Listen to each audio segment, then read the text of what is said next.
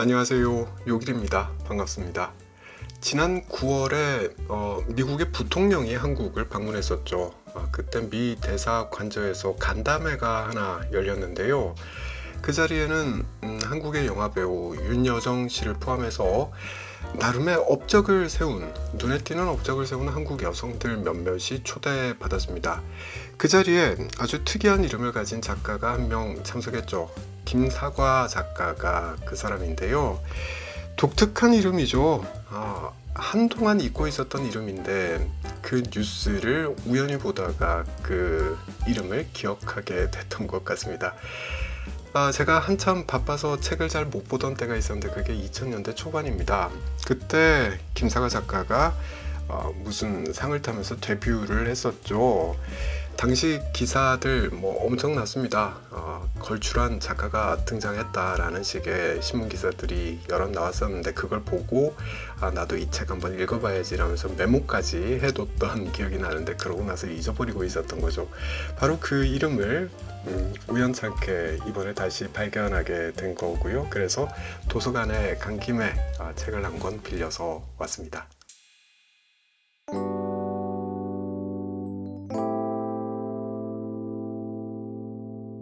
네, 제가 빌려온 책은 02라는 제목을 가지고 있습니다. 숫자 02이기도 하지만 사람 이름이기도 하죠.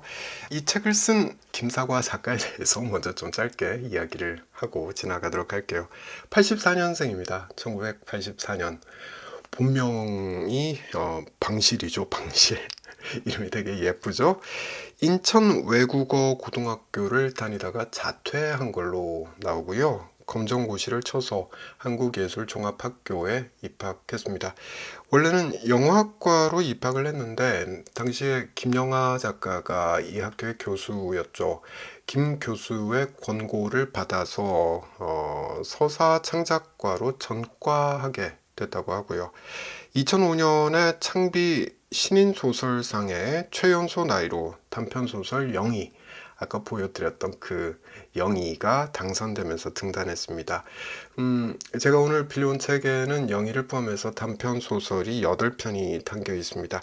문단에서 상당히 주목했다고 말을 하는데 읽어보니까 진짜 그랬겠구나 싶더라고요.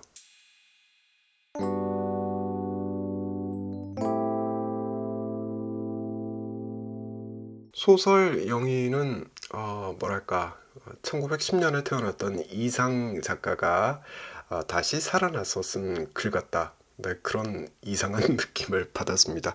길지도 않은데 이거 다 읽고 나니까 마치 내가 정신분열증에 걸린 듯한 그런 느낌을 받게 되더라고요. 상당히 특이한 느낌이었습니다. 이 소설집에 실린 다른 소설들도 특이하기는 다 마찬가지입니다. 특히 제목이 굉장히 긴 소설이 하나 있죠. 움직이면 움직일수록 이상한 일이 벌어지는 오늘은 참으로 신기한 날이다. 네, 이런 이상한 제목을 갖고 있는 소설, 이걸 읽어보면 그냥 당혹스럽습니다.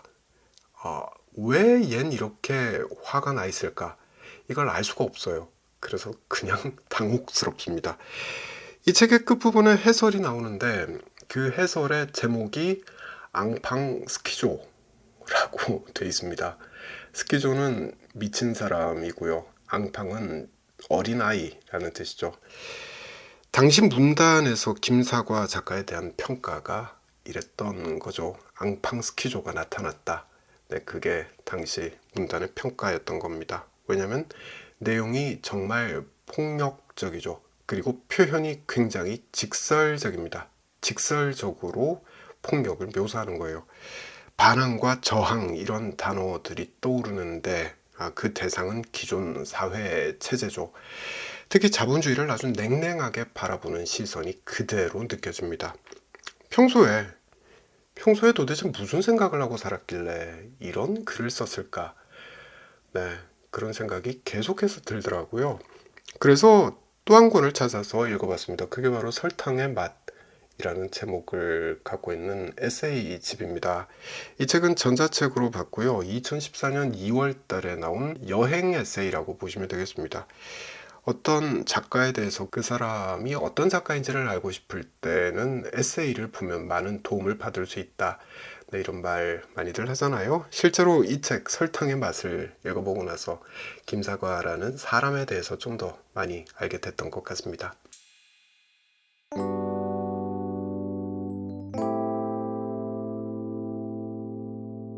앞서 말씀드린 대로 설탕의 맛은 여행기고요. 이 책은 여행하면서 느낀 점을 그대로 적은 일기장 같은 글들을 많이 담고 있습니다.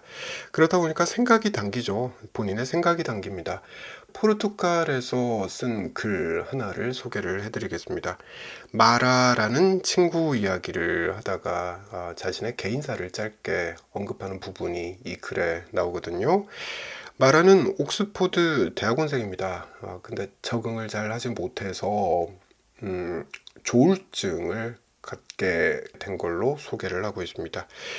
옥스포드 엘리트들이 다 그러진 않겠죠. 근데 마라와 저자 두 사람은 이 옥스포드 엘리트들을 좀 싸잡아서 묘사를 하는 내용이 이어지고요. 이런 식입니다. 끝없는 경쟁 그리고 스펙 쌓기에 매몰돼 있다. 불안과 공포 속에서 살고 있고 그래서 초딩 수준에 멈춰버린 감정과 표현력을 갖고 있다. 이런 식입니다. 재미난 점은 바로 이런 영국 옥스포드 엘리트들의 모습이 한국의 엘리트들에게서도 그대로 발견된다라고 말하고 있는 부분이고요. 두 사람은 이 맛이 가버린 엘리트들에 의해서 국제사회가 지배당하고 있다라는 점을 지적하고 있습니다. 자, 이런 맥락에서 저자가 개인사에 대해서 짧게 이야기하고 있는데요. 자기도 한때 그 엘리트 코스에 있었다라는 거죠. 초등학교 때부터 고등학교를 자퇴하기 전까지 저자는 이런저런 특별반에 속해 있었다라고 말합니다. 그러니까 선택돼서 관리되는 그 세계에 어느 정도 익숙하다라고 본인을 소개하고 있는 거죠. 그땐 선생님들의 표정이 달랐다고 이야기해요. 보통 반에 속해 있는 아이들을 대할 때 선생님의 표정, 그리고 특별반에 서서 수업을 할 때 선생님의 표정이 다르다라는 거죠. 이건 명백한 차별이죠. 차별. 그리고 이 차별이라는 단어의 정반대 지점에 서 있는 단어가 바로 특권입니다. 특권. 선택돼서 관리되는 특권을 말하죠. 이 특권을 놓치지 않기 위해서 발버둥 치는 아이들이 있습니다. 바로 그 아이들의 세계에 저자 본인도 한때 살고 있었다라고 말을 하고 있는 거죠. 언론 인터뷰한 걸 찾아보니까 외고를 다니다가 2학년 초에 자퇴했다고 합니다. 그러고 나서 4년 정도를 집에서 놀았다라고 본인 스스로 말하고 있습니다. 학교를 그만둔다는 게 보통 일이 아니죠. 학교를 그만둔다는 거. 네, 이게 상상하기 힘든 일이죠. 일반인의 입장에선 그렇습니다. 근데 너무 싫으니까 얼마나 싫었으면 그만뒀을까 이렇게 생각을 하게 되기도 하죠. 그때 그 싫었던 감정이 바로 그 감정이 몇 년 후에 자신이 글을 쓸 때 그대로 나타난 게 아니었을까 싶습니다. 그때 그 감정이 알 수 없는 분노로 또 폭력으로 또 날선 사회 비판으로 그래서 고스란히 나타났던 게 아닐까 싶더라고요.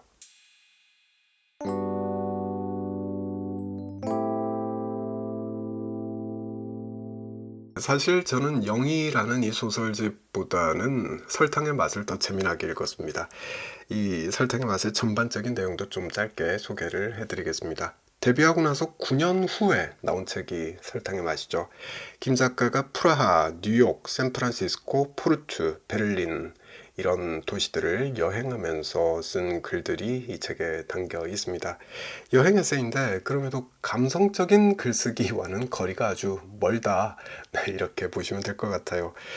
이런 식이에요. 지금 시대 여행은 소비 행위다라고 규정을 하고 있어요. 베를린의 유니클로와 뉴욕의 유니클로 그리고 리스본의 유니클로 도대체 뭔 차이가 있느냐라고 말하고 있죠. 본질적으로 소비라는 그 특징은 똑같다라고 지적하고 있는 겁니다. 그러니 우리는 삶을 사는 게 아니라 물건을 사는 것이고 이걸 피할 수는 없다. 그게 우리 삶의 본질이다. 이렇게 지적하고 있습니다. 책 제목이 설탕의 맛 이렇게 돼 있는데 이건 미국에서 콜라를 마시다가 했던 말이고요. 콜라는 단맛이죠. 단맛. 단맛은 쾌락을 뜻하는 것으로 저자는 풀이하고 있습니다. 쾌락 추구가 지상 목표인 CVS의 나라, 그러니까 편의점의 나라가 미국이라는 거죠. 그리고 그 지상 목표를 한국도 공유하고 있다라고 말합니다. 왜냐하면 이미 자본주의는 전 세계로 퍼져 있고 우리도 그 속에서 물고기 마냥, 물속에 물고기 마냥 살고 있기 때문이다 라는 거죠. 저자는 자본주의를 머리가 멍해지는 설탕의 맛이라고 표현하고 있습니다. 멍하다 라는 건 뭐가 뭔지 모르겠다 라는 뜻인 거고요. 내가 서울에 있는지 뉴욕에 있는지 알 수 없다. 왜냐하면 똑같으니까 그 말을 하고 있는 거예요. 바로 그 멍한 느낌을 설탕의 맛으로 표현을 했다. 이렇게 보시면 되겠습니다. 저자는 책의 어디선가 누구의 말을 인용해서 이렇게 쓰고 있습니다. 물고기로서 물을 의식함을 게을리해서는 안 된다 라는 말인데 여기다 저자는 한마디 덧붙이고 있습니다. 그러면 익사할 텐데? 네, 물고기가 물을 의식하고 살면 익사할 거다 라는 말이죠. 자본주의를 자꾸 의식하면서 살면 힘들어집니다. 네, 이건 누구나 그럴 겁니다. 그러니 모르고 사는 게 약이죠. 모르고 사는 게 약이다. 모르고 살면 근데 멍해지죠. 그게 바로 설탕의 맛이다. 네, 이렇게 이야기할 수 있을 겁니다.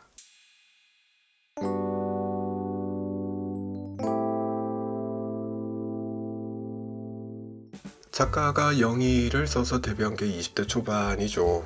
그땐 텍스트가 무척 뜨거웠습니다. 그리고 아마 지금도 최근에 쓴 글 아직 못 읽어봤지만 분명히 아직도 뜨거울 것 같습니다. 왜냐면 20대 초반에 데뷔하고 나서 서너 살을 더 산 후에 썼던 이 여행 에세이도 여전히 뜨겁기 때문에 그렇습니다. 자본주의 체제를 아주 충혈된 눈으로 바라보는 저자의 모습이 여행 에세이 속에서 그대로 보이거든요. 그러니 그 충혈된 눈으로 바라보는 세상, 그 시선은 여전히 유지되고 있지 않을까라는 생각을 하게 되는 거죠. 우리가 이 사회 체제를 너무 의식하며 살다 보면 숨막혀서 살지 못하게 될 겁니다. 익사하게 되는 거예요. 혈기왕성할 때 체제에 저항하던 80년대 선배들 지금은 둘러보면 어디선가에서 사회와 어느 정도 타협하며 살고 있는 모습을 발견하게 됩니다. 나이가 들어감에 따라서 좀 뭉실뭉실해지고 있는 그런 모습을 보여주는 거죠. 김사가 작가는 어떨까? 나이가 들면 어떤 모습으로 바뀔까? 저는 이게 참 궁금하더라고요. 이 책에서, 그러니까 설탕의 맛에서 김사가 작가는 기성 작가들에 대해서 이렇게 평가합니다. 짧으니까 잠시 읽어볼게요. 누구도 지금 여기에 혼란을 포착해낼 새로운 언어를 발명해내는데 관심이 없다. 다들 인자하게, 추하지 않게 늙어가기를 원할 뿐이다. 김사가 작가는 과연 나이가 들어감에 따라서 자신이 20대 초반에 말했던 그 새로운 언어를 구사하며 살아갈까? 라는 생각을 하게 되더라고요. 또는 나이가 들어가면서도 여전히 그 날선 모습을 유지할 수 있을까? 라는 궁금증도 가지게 됐던 것 같습니다. 그랬으면 좋겠다 싶다가도 그러면 김사가 작가가 사는 게 너무 힘들 텐데 라는 생각이 들어서 그러지 말았으면 좋겠다 라는 생각도 해보게 됐던 것 같습니다. 어쨌든 앞으로 김사가 작가가 어떤 모습으로 살아가고 있는지를 확인하는 차원에서라도 이 작가가 펴내는 책은 다 사서 읽어봐야 되겠다라는 생각도 했던 것 같습니다. 자, 오늘은 여기까지 하겠습니다. 저는 다음에 다른 책 들고 다시 찾아올게요.